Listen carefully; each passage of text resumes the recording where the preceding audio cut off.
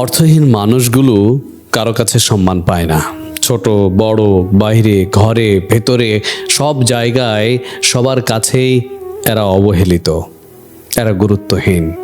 অর্থহীন মানুষগুলোর জীবনটা কাটে ঠিক পরগাছার মতো।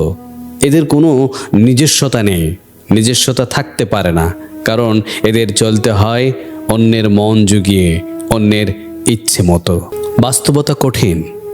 এখানে রোজ এমন অনেক ঘটনায় ঘটে যা আপনি মেনে নিতে পারবেন না, তবুও মানিয়ে নিয়েই চলতে হবে। মানিয়ে নিতে হয়, মানিয়ে নিতে হবে। যখন আপনার দেওয়ালে পিঠ ঠেকে যাবে, তখন অনেক সময়ে আপনার মনে হবে নিজেকে শেষ করে দেওয়াটাই একমাত্র পথ খোলা আছে।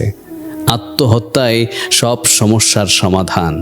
আপনি যদি অর্থহীন কিংবা কর্মহীন হয়ে থাকেন, আর তার উপর যদি আবার হন মধ্যবিত্ত কিংবা নিম্ন মধ্যবিত্ত, তবে জীবনের নানা প্রান্তে নানা উত্থান পতনের ঘুরে ফিরে এই চিন্তা ভাবনাগুলো আসবেই আসবে। যদি ইতিমধ্যেই আপনার জীবনে এই সিচুয়েশনটা এসে থাকে কিংবা ভবিষ্যতে কখনো আসে, তবে আমি বলবো লড়াইয়ের ময়দানে যুদ্ধটা অর্ধেক করে হেরে পালিয়ে যাবেন না। জানি এই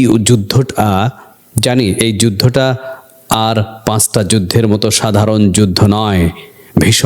ভীষণই কঠিন একটা যুদ্ধ। কখনো নিজের সাথে নিজের যুদ্ধ, কখনো ভাগ্যের সাথে, কখনো পরিবার কিংবা পরিস্থিতির সাথে। সবসময় যুদ্ধটা করে যেতেই হয়। মনে রাখবেন বীর যোদ্ধারা কখনো হারে না, আর হারার আগে হার মেনে নিয়ে পালিয়ে যাওয়ার মতো প্রশ্নই আসে না। তাই যতই কষ্ট হোক, যুদ্ধটা কঠিন হোক, তবুও লড়ে যান, কারণ লড়ে যাওয়ার নামই জীবন। অর্থহীন কিংবা কর্মহীন মানুষগুলো এক একটা বোঝা।